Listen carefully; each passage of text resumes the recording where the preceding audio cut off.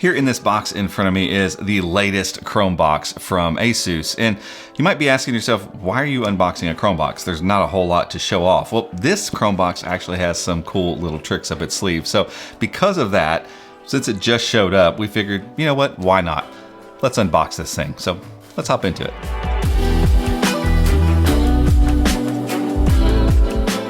All right, so let's just hop in the box, shall we? There's not a whole lot on the outside really to look at.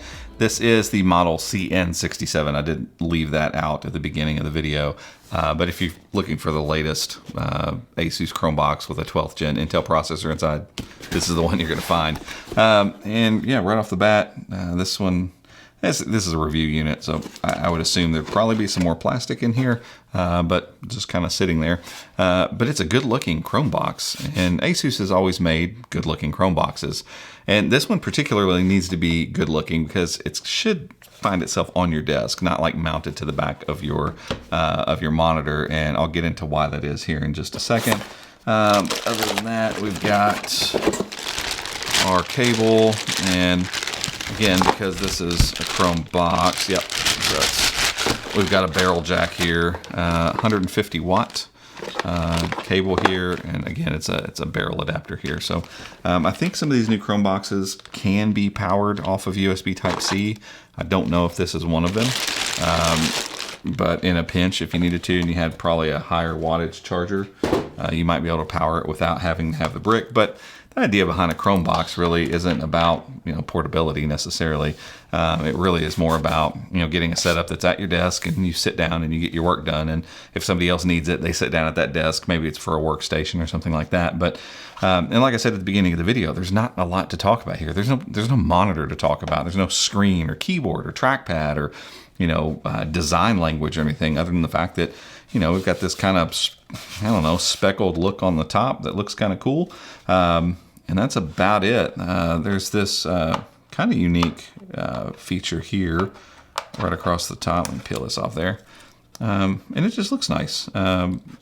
Again, this is going to be something that's going to be on your desk for periods of time. And so, if it's sitting off to the side, you want it to look nice. And so there are a lot of Chromeboxes that don't do that very well. They look a little too industrial, and those a lot of times are meant to be mounted to the back of a display or something like that. But this particular Chromebox has a really cool trick up its sleeve that we're going to show you here in a minute. It actually has a wireless charging pad right here on the top. So it's not just sitting there taking up space on your desk. It also becomes a thing that if it's sitting there and you have some earbuds or a phone, you can drop it on top and start to wirelessly charge. So we'll plug it in here in a minute. Hopefully that will kick in without having to go through any setup process, but we'll plug it in and give that a try here in a second. But before we do that, real quick, a look around at the ports. So you've got a Kensington lock here. Obviously, if this is a thing that's at a workstation, you want to be able to quickly lock it down so that it doesn't get up and leave. So that's nice to see on there. And then on the back, just a ton of ports here. So you've got a full Ethernet connection here, some super speeds, a USB 3.0 ports here, 2 HDMIs, display port, the barrel jack for the charger, another USB or a USB Type-C here, peripherals and that kind of stuff. And then around the front, you got more USB Type-A's, headphone, microphone jack, and then a micro SD card slot. I can't say anything about this one as far as repairability goes. We've obviously not attempted to take this one apart. I'm only seeing a couple spots for screws. I'm not sure how easy this one will be to pop open. The older ASUS Chromeboxes literally has 4 screws under the feet. Top popped off, you could add in more RAM. This particular one comes in at 8 gigs of RAM. It's 2 4 gig sticks. So if it's easy to open up, you could swap those out for 2 8 gig sticks and probably get up to something like 64 gigs of RAM if you wanted to buy that and put it in here. Same thing goes with the NVMe storage. This is half a terabyte, so 512 gigs. So probably really no need to expand that, but if you wanted to, because this is paired with the Core i5 1240p processor in this particular one we have here. So when Steam games come along or LumaFusion or stuff like that, stuff that needs a little bit more extra oomph.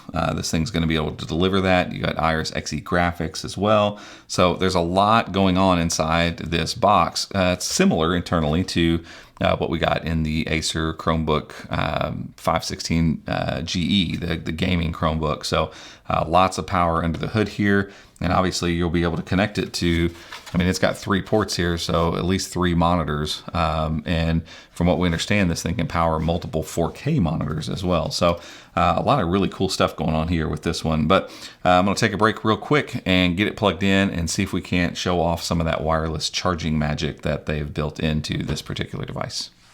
Okay, we're back. We've got this thing plugged in and ready to do some wireless charging, but there were some details I wanted to make sure we pointed out about this particular device before we kind of get done with this video. One is the wireless charging rate is 15 watts.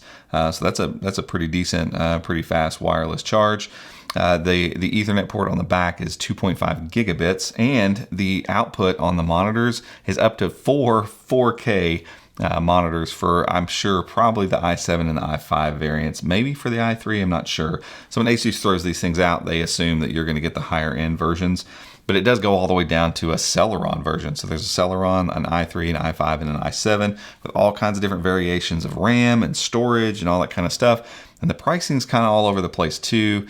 The only place we found it so far is at B&H Photo, and at B&H Photo, it's still listed as coming soon. So the configurations that they have listed right now at an actual retailer where you'll be able to go buy this thing for the Celeron, it looks like $294, which is a nice starting point. But that's a 4 gig, 128 gig of storage model. Again, if this thing's easy to open up, we might give it a try.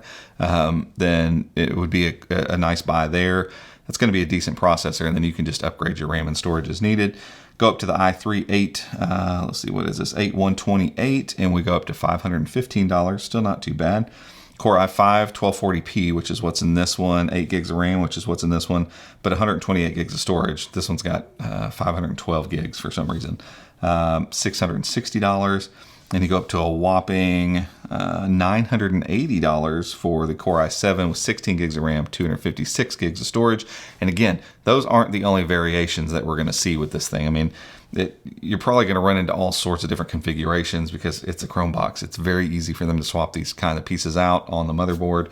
That's not a big deal. And then they kind of set the prices however they want. So take that for what it is. If it's on sale a little bit, you know, for me, $600 or $700 for a Core i5 with 8 gigs of RAM and 128 gigs of storage, I'm going to be looking for a Chromebook, to be honest with you, because at least I can take that thing with me and do some other stuff away from the desk. So part of a Chromebox should be that the price comes down for really good specs. So we'll see as this thing actually hits retail. ASUS isn't listing any prices for it on their site either right now. So take some of this with a grain of salt. These prices could change by the time this thing launches. But I did want to show you before we get out of this video what it looks like when you set. There's no indication up here that this thing does this, but you know, you set a phone on there and boom, just like that, wirelessly charging. And for me, you know, I've got earphones that I wirelessly charge my phone.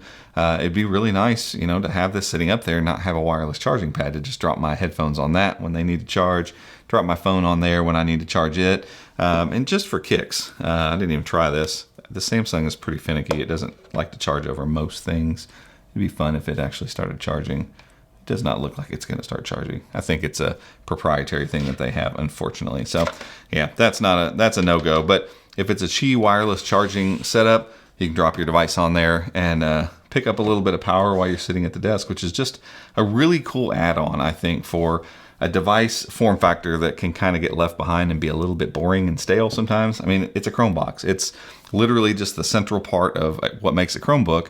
And it kind of gets out of the way after that. And it's why we don't talk about them that often. It's not that they're not useful, not that they're not great, and not that we don't love Chromeboxes. It's just, it's hard to really talk about them or make content around them. But because this one had such a unique addition, got a lot of ports, it's got a lot of configuration options, it's super interesting. And so happy to have it in the office, mess around with it here for a little bit.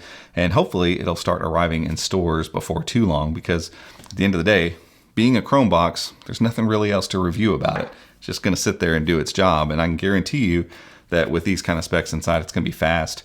It's going to get updates for about 8 years from now. And it's going to be something that can be really useful for you if you have a desktop type setup and you want to push a bunch of monitors and have plenty of horsepower that's a bit upgradable down the road. But guys, that's it for this one. If you enjoyed this video, give us a thumbs up, head down there, hit that subscribe button, and be sure to ring the notification icon as well if you'd like to be alerted when we make future videos just like this one. Until next time, we'll see you.